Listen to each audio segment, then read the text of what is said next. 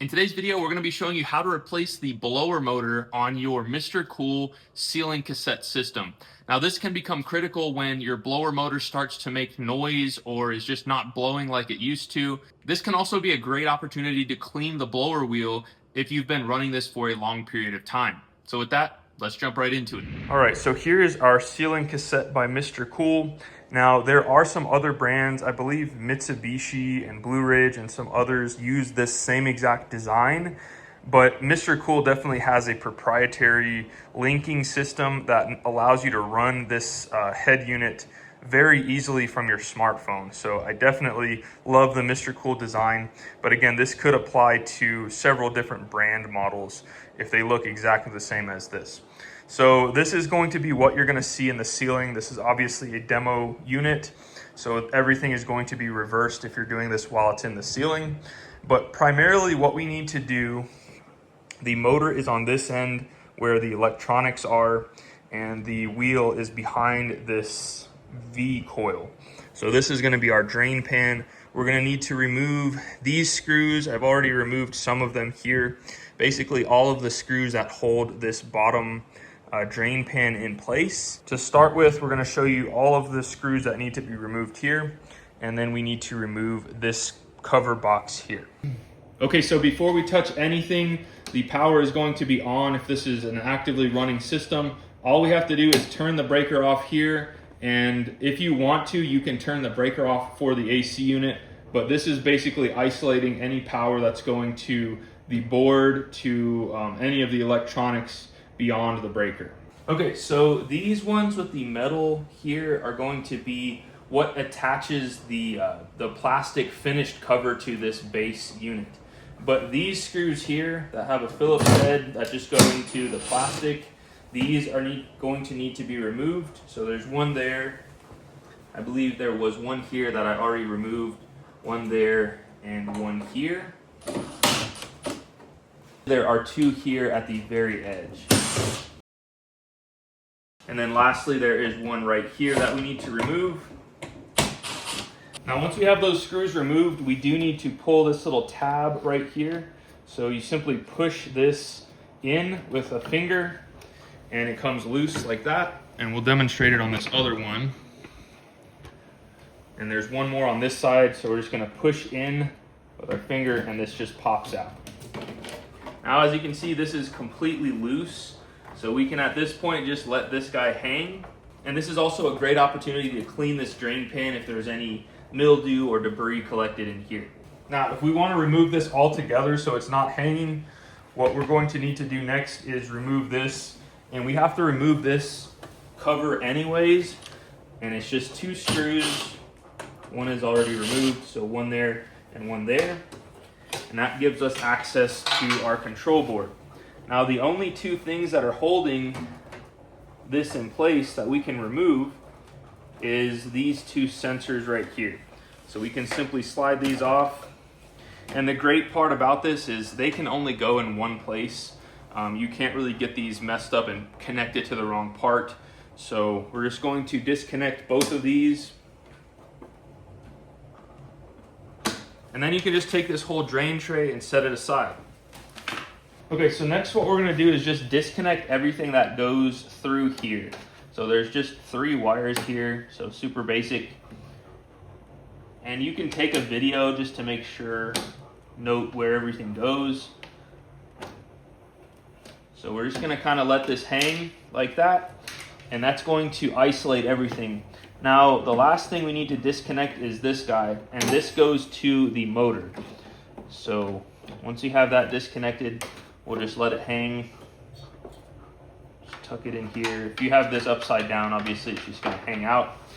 And then all of our connections from this point on are disconnected. So now what we're gonna do is we're gonna take this Phillips screw in the corner off, the one on the opposing side off. Now the next thing we're gonna remove is these 2 screws right here. Now this might be tricky if this is in your ceiling. Obviously, you might need to get like a right angle bit, but you just need to remove these 2.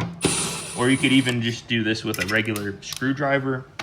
And what should happen once we have this screw, that screw, and these two on the side removed, is this whole thing will pop off. It's totally isolated now.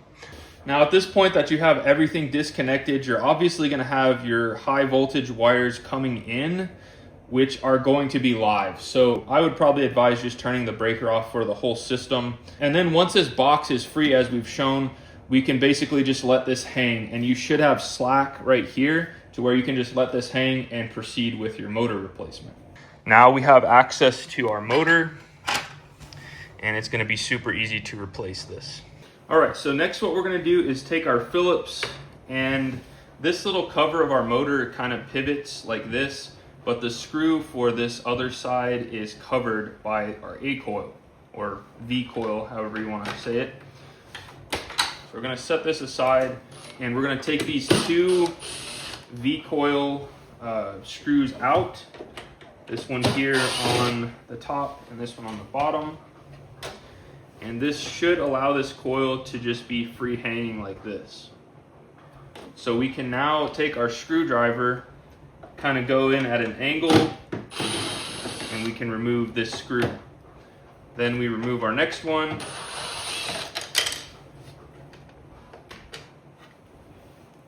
And now we can kind of lift this up, and if we're working on this in the ceiling, this will kind of just hang here. You could even put something here to just kind of keep it from putting too much stress on our pipes. And now this piece should simply pivot up, and that will give us access to our motor. Now the way this is designed is it's just sitting in these little grooves here with these rubber grommets, and of course it's attached to our blower wheel. So probably the easiest thing to do here is to pull this up and slide our whole blower assembly out. So that's what we're going to do. Okay, so we're going to lift up on this, and we're just going to slide this whole thing out.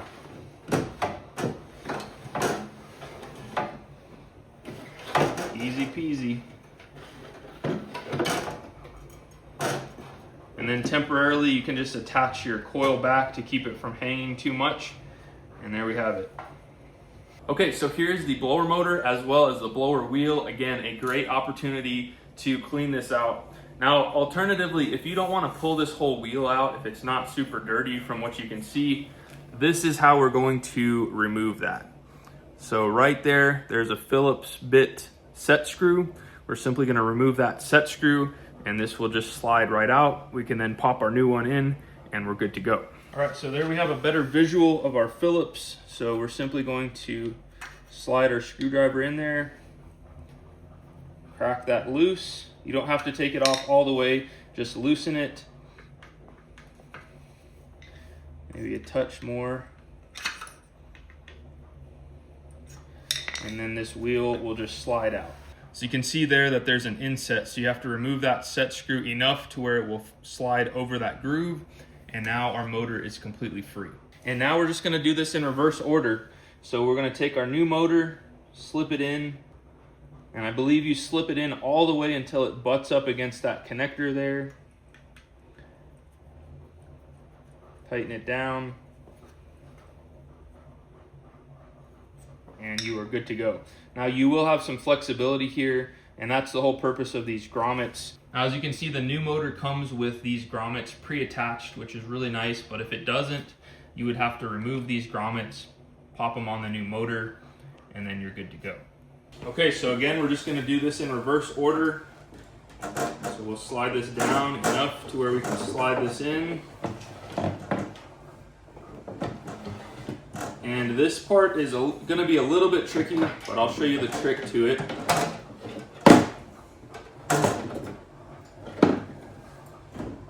So you're going to go as far as you can, and you're going to notice that before you get this in place, you're going to meet some resistance. And the reason for that is the end over there is just a metal shaft, and it has to be received into that rubber grommet that stays in place on the other end of the coil. So all we're going to do is we're just going to kind of move this blower wheel around until we can locate that grommet. And this might just take a little bit of finesse here. And we just found it, slid right in. and now it slides into that spot right there. Easy as that. It just takes a little bit of time to kind of guide it into place. So just take your time and you'll get it to slide into that groove, and then we can do everything in reverse order here. So we're gonna slip our cover back on, making sure that our electronics goes in the right groove here, just so that it doesn't rub on anything.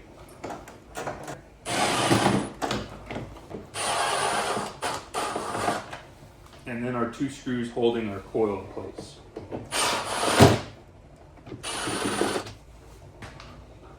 All right, so now we're just gonna set this over again, and we'll reattach our control board, just like that.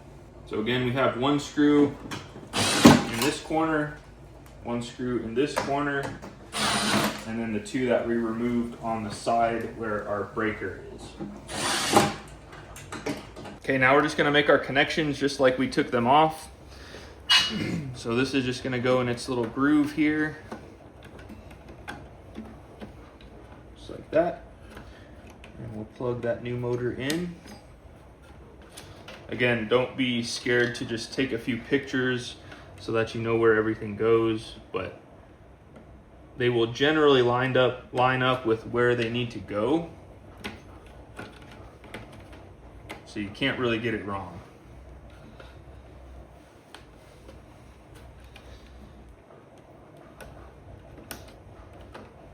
Now lastly, we're gonna put on our tray here, and then we'll go ahead and secure everything on these little grommets here. So those are okay for the time being. So we'll simply flip this back over the same exact way we took it off.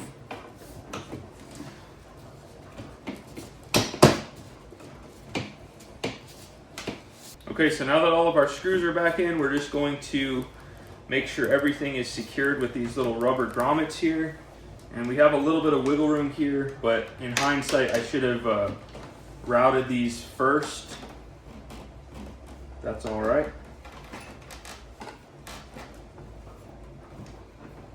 Just pull those through, just like that. Okay, now we'll just route these to their proper places, plug them in, and then the last thing is just to put our cover back on.